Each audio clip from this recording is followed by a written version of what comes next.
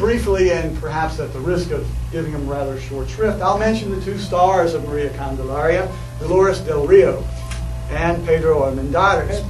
Dolores del Rio was born in 1905. Although she was Mexican, born in the state of Durango, her acting career began in Hollywood in the 1920s. And she usually played ethnic or foreign types. She sometimes would play Spanish people, but she also played Russians, she played French women, she played Polynesians. Anything that they could possibly cast her in that would be some sort of exotic character, that was Dolores del Rio. She continued her Hollywood career up through the late 1930s, and actually she appeared in a number of Hollywood films even later on. But in the late 1930s, you know, she was not getting old, but she was, you know, becoming a mature woman. And that wasn't the only reason she came back to Mexico and started making movies. She realized up to that point, she didn't think the Mexican film industry was mature enough that it was making serious, artistically valid films. And when she came back to Mexico, the first two movies she made were Flor Silvestre and Maria Candelaria, both with Emilio Fernandez as the director. And both, coincidentally or not, with Pedro Armendariz as her co-star. By the way, sort of a trivia note, as I said, Emilio Fernandez had worked in Hollywood in the early 1930s as an actor, in westerns, and sometimes as a dancer. Dolores del Rio starred in a film called Flying Down to Rio in 1933. That's well known now because it has Fred Astaire and Ginger Rogers, but they weren't actually the stars of the movie. Dolores del Rio was the star of the movie. And in a small role as a dancer in that film, there's Emilio Fernandez. So they knew each other, and when she came back to Mexico, she started working with him. Dolores del Rio was directed by Emilio Fernandez 6 times during her career, and 5 of those she was co-starred with Pedro Armendariz. Pedro Armendariz was born in 1912. His acting career dated back to the 1930s in Mexico, and although he did play contemporary roles, most of the time he is mostly associated with period films, sometimes playing Pancho Villa or other characters during the Revolution, or he would play indios or campesinos or things like that. He actually worked in a dozen movies for Emilio Fernandez, including the film I talked about earlier, La Perla, in which he co-starred with Maria Elena Marquez. The final thing I'll mention very quickly so we can get to the movie concerns Maria Candelaria and its images of Mexico's indigenous people. As I mentioned before, Emilio Fernandez was a proponent of making movies about Mexico and Mexican themes. And while folkloric movies had been made starting in the 1930s, a very popular film for Mexico in 1936, Allá en el Rancho Grande, which was a musical ranchera, which featured guys with big hats, singing songs, living on the rancho, having fights with the patron, etc., etc.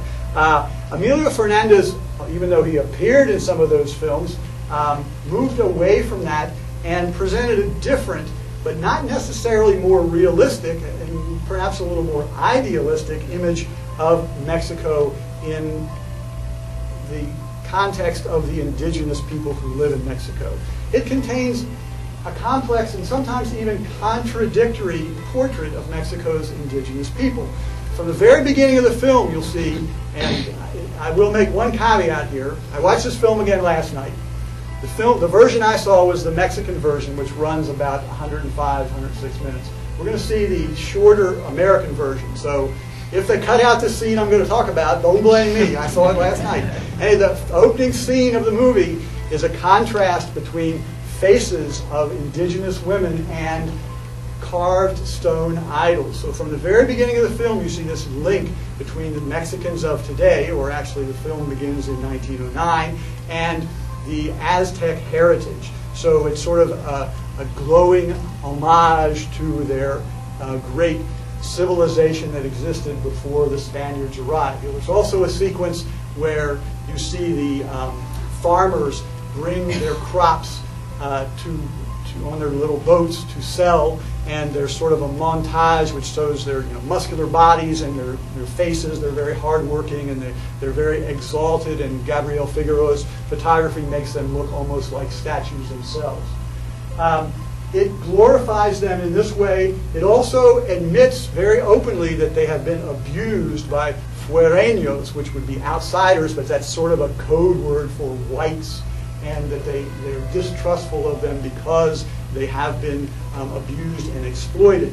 At the same time, Emilio Fernandez, whose nickname, coincidentally or not, was El Indio, although he was actually a mestizo, as the majority of Mexicans are, Fernandez and his co-author Mauricio Magdaleno portray the indigenous people in this film as rather superstitious, childlike, distrustful, sort of vindictive even among themselves.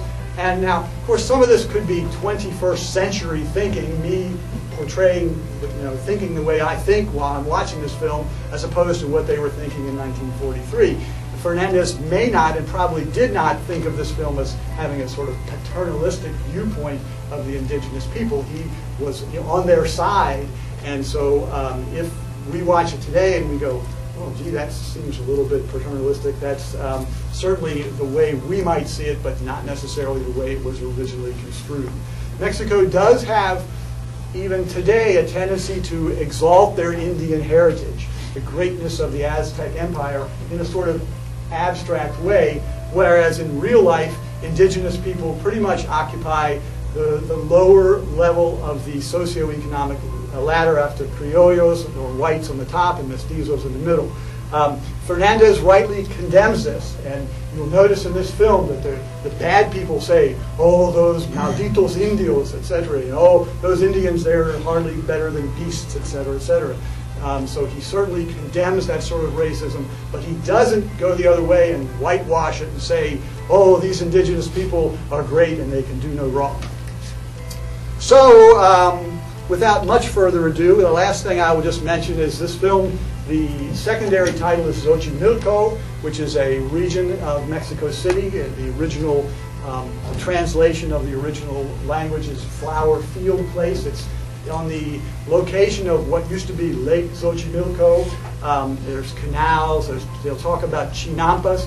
Chinampas are actually stationary artificial islands that are built up, and they have canals of water between them, and they're used to grow things on. And you'll also see trajineras, which are the flower-bedecked tourist boats. You see a couple of examples of that here. That's primarily what Xochimilco is a place for tourists to go and ride around in the boats. But as I said, this film's set in 1909, where the chinampas are still very significantly used to grow flowers and vegetables, etc., etc. So we'll have a chance to talk after the film if anyone has any comments. But for right now, enjoy Maria Candelaria.